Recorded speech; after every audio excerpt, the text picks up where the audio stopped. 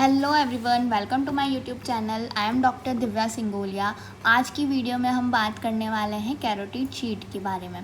Carotid sheet पढ़ने से पहले हम शीट के बारे में पढ़ेंगे। शीट क्या होती है कि मान लीजिए ये हमारी आर्टरी है और ये हमारी वेन है, तो इन दोनों को इधर उधर हिलने डुलने से बचाने के लिए एक कवरिंग की जाती है, उसे हम कैरोटिड शीट बोलते हैं। अगर ये नेक में हुई, हेड एंड नेक में, तो उसे हम कैरोटिड शीट कह देंगे। अगर ये हैंड में हुई तो एक्सिलरी शीट कह देंगे, और अगर ये लेग में हुई तो उसे हम फिमोरल शीट कह देंगे। तो आज हम बात करने वाले हैं कैरोटिड शीट के बारे में, जो हेड एंड नेक में प्रेजेंट होती है। ओके, ये हमने मेंशन कर देते हैं, ये मीडियल साइड है और ये लेटरल साइड है। ये हो गई हमारी कॉमन कैरोटिड आर्टरी। ठीक है, मीडियल साइड में हमेशा आर्टरी प्रेजेंट होती है और लेटरल साइड में हमेशा हमारी जुगुलर वेन प्रेजेंट होती है। ठीक है, इंटरनल जुगुलर वेन। और ये हमारी हो जाएगी वेगस नर्व। ठीक है, जो इनसाइड है, जो शीट के अंदर है, उसे हम मेंशन करेंगे इंटरनल कैरोटिड आर्टरी, और जो बाहर की साइड है उसे हम मेंशन करेंगे एक्सटर्नल कैरोटिड आर्टरी। ओके, आइए बात कर लेते हैं कि ये शीट बनती किससे है। ये बनती है, ये कंडेंसेशन हो जाता है। ठीक है, condensation of fibro areolar tissues का। किसके अराउंड? जो हमारी मेन वेसल्स है, हमारी जो कॉमन कैरोटिड आर्टरी और जो हमारी इंटरनल जुगुलर वेन जो है, उसके अराउंड में ये कंडेंस हो जाती है, हमारी जो फाइब्रो एरियोलर टिश्यू है वो, और वही फिर शीट बना लेते हैं। ठीक है, देन इसका फॉर्मेशन कैसे होता है? इसका फॉर्मेशन होता है एंटीरियरली एंड पोस्टीरियर। जब हम इसका क्रॉस सेक्शन देखते हैं, ठीक है, ये हो गई हमारी शीट। ठीक है, इसके अंदर ये हो जाएगी हमारी आर्टरी और ये हो जाएगी हमारी जुगुलर वेन। ठीक है, एंड देन ये हो जाएगी हमारी वेगस नर्व।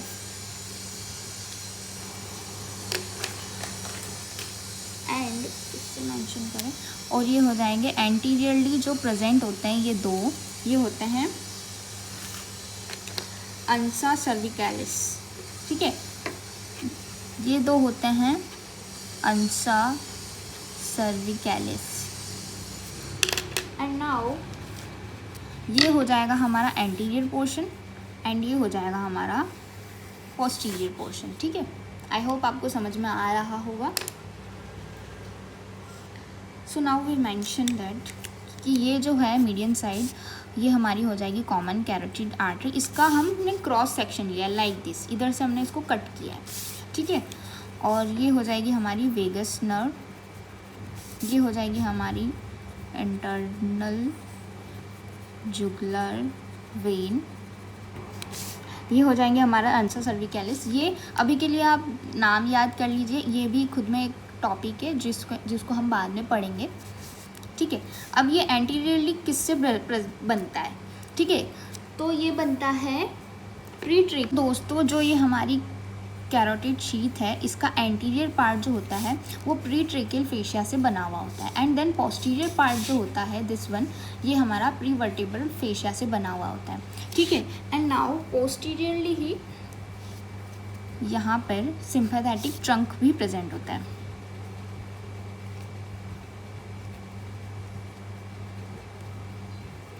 ठीक है, ट्रंक भी प्रेजेंट होता है।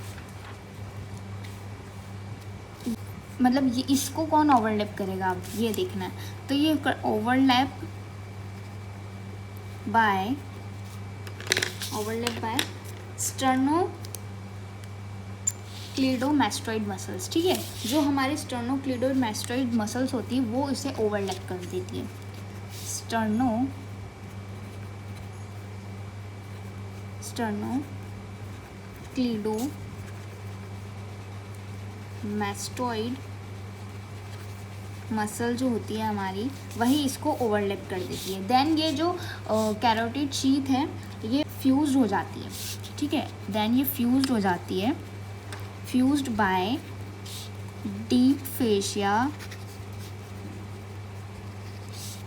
डीप सर्वाइकल फेशिया,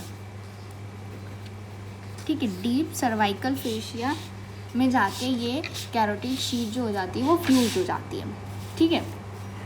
तो यही था कैरोटिड शीथ के बारे में। एक बार फिर से समझा देती हूँ कि ये जो हमारी कॉमन कैरोटिड आर्टरी है मीडियल साइड में और ये लेटरल साइड में हमारी इंटरनल जुगुलर वेन जो है, और बीच में हमारी वेगस नर्व है, इनको ओवरलैप करती है एक शीथ, एक फेशिया जो होता है वो ओवरलैप करता है, मतलब इसको हिलने डुलने से बचाने के लिए, इसको प्रोटेक्ट करने के लिए।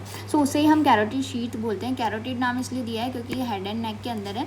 देन इसका क्रॉस सेक्शन देखते हैं हम, तो क्रॉस सेक्शन के अंदर हमें ये इस टाइप से दिखाई देगा।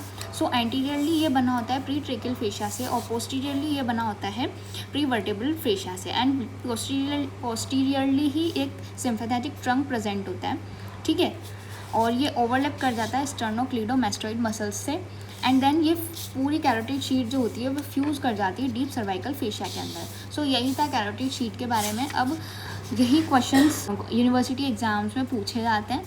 सो मैंने शॉर्ट फॉर्म में इसे समझाया है, ठीक है। Thank you so much. अगर वीडियो अच्छी लगी हो तो लाइक कमेंट शेयर ज़रूर करना। Thanks for watching.